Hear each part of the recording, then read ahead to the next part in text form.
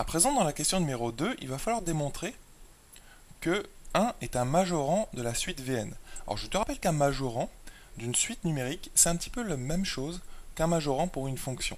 C'est-à-dire que, eh bien, il faut démontrer tout simplement que pour tout n appartenant à n étoiles ici, donc pour tout n strictement supérieur à 0, eh bien on a le terme de rang n de la suite Vn, c'est-à-dire Vn, est inférieur ou égal à 1, tout simplement. C'est ça, un majorant. On parle toujours d'un majorant, c'est-à-dire qu'il y en a une infinité. Souvent, quand une fonction a un majorant, ou quand une suite a un majorant, elle en a une infinité. Parce que si effectivement Vn est inférieur ou égal à 1, elle est aussi inférieure ou égale à 1,5, 1,77, 2, 3, etc. Tu vois, il y a une infinité de majorants. Mais généralement, on cherche un majorant qui est suffisamment fin pour l'exercice. Alors là, 1, eh bien, on va essayer de démontrer que c'est un majorant. Comment? Donc ça, c'est exactement ce qu'il faut démontrer. Eh bien, revenons un petit peu à ce qu'on vient démontrer. Vn inférieur ou égal à 2un. Donc là, je reviens à cette inégalité valable pour tout n strictement supérieur à 0.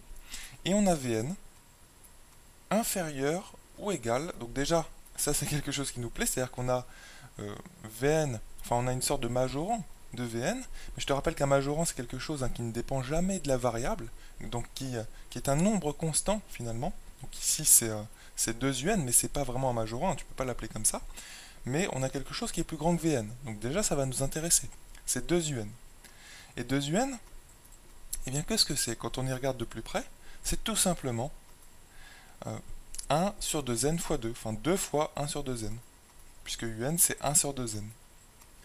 Donc 2 sur 2n c'est aussi 1 sur n. Voilà. Donc là tu as quelque chose d'assez fin, c'est-à-dire tu as une inégalité très fine sur Vn, Vn est inférieur ou égal à 1 sur n. Or, qu'est-ce que tu sais sur 1 sur n, pour n strictement positif? Regarde, n est un entier strictement positif, n part de 1 donc. Donc si n part de 1, il vaut 1, 2, 3, 4, 5, et bien 1 sur n, forcément c'est tout simplement inférieur ou égal à 1. Regarde, je pars de cette inégalité, n supérieur strictement à 0, donc ça veut dire, je viens de le dire à l'oral, n supérieur ou égal à 1, vu que n est un nombre entier, il ne faut pas l'oublier, donc 1 sur n, et là tu changes le sens de l'inégalité, est inférieur ou égal à 1 sur 1, tout simplement, et 1 sur 1 c'est bien sûr 1. Voilà, là on a changé le sens de l'inégalité, c'est un petit peu la même raison que ce que nous avions expliqué pour la première question, c'est-à-dire qu'en passant à l'inverse, vu que la fonction inverse est décroissante sur R+, ici on est sur R+, eh bien 1 sur n est inférieur ou égal à 1 sur 1 qui vaut 1. Donc tout simplement ici, ça c'est inférieur ou égal à 1. Voilà, et là on a démontré la deuxième question. Tu vois, c'est assez simple en fait. Il faut penser, comme bien souvent en mathématiques, à utiliser les résultats de la question précédente. Donc là, tu as Vn inférieur ou égal à 1.